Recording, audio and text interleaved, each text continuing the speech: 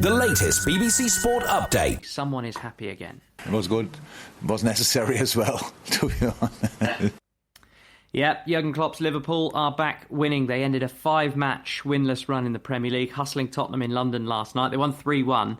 Roberto Firmino, Trent Alexander-Arnold and Sadio Mane got the goals after an early scare.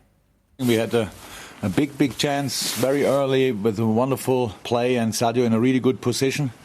Missed the chance. I think pretty much the next situation, if I'm right, was the goal Tottenham scored. That was the moment when you think, oh, here we go again. But then offside didn't count, and so the boys just played a really good game.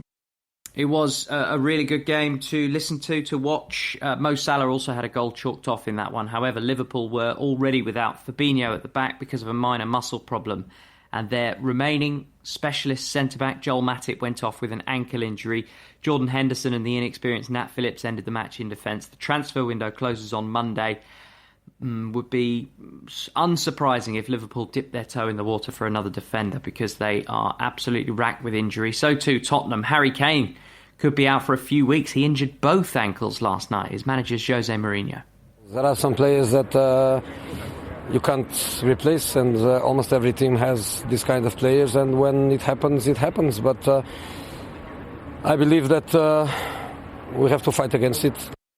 Yeah, he is almost irreplaceable, isn't he, Harry Kane? Although on Tottenham's bench last night, they had Lucas Moura, Gareth Bale, Carlos Vinicius, and they have Son in the first team as well. In other news, West Ham have agreed a deal to sign Jesse Lingard on loan from Manchester United. Besiktas and CSKA Moscow want to loan Everton's forward Cenk Tosun, while the Wolves boss Nuno Espirito Santo has donated £250,000 of his own money to help fight food poverty in Wolverhampton. Good on him. England's women will play their first match of this year's Rugby World Cup against Fiji. Wales are waiting to find out who they'll play. They'll face the final repechage qualifier. Both of those matches will be on the 18th of September. Harlequins general manager Billy Millard says he won't make big changes as he works as the club's interim boss. Last week, director of rugby Paul Gustard left the stoop.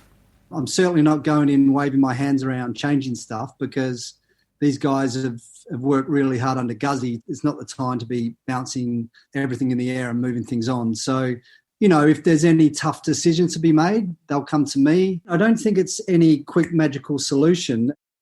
We've had a 2-week break from Premiership Rugby, but it's back tonight and it's back on the radio. Bristol against Bath live on 5 Live Sports Extra. There were packed crowds watching a warm-up event ahead of the Australian Open tennis in Adelaide. It seems so weird. Novak Djokovic withdrew with a blistered hand, but he ended up coming out anyway to a rapturous reception. He won a set against Yannick Sinner. See if you can check that out on Twitter. Just feels weird seeing sport with fans.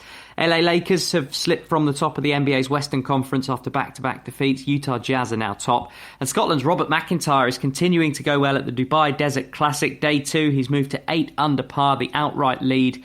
Ian Carter is back for updates from 7:30 in an hour's time. The 2018 Masters champion Patrick Reed and Sweden's Alex Noren share the lead on the PGA Tour. That's at Torrey Pines. Rory McIlroy is 4 shots back. BBC Sport.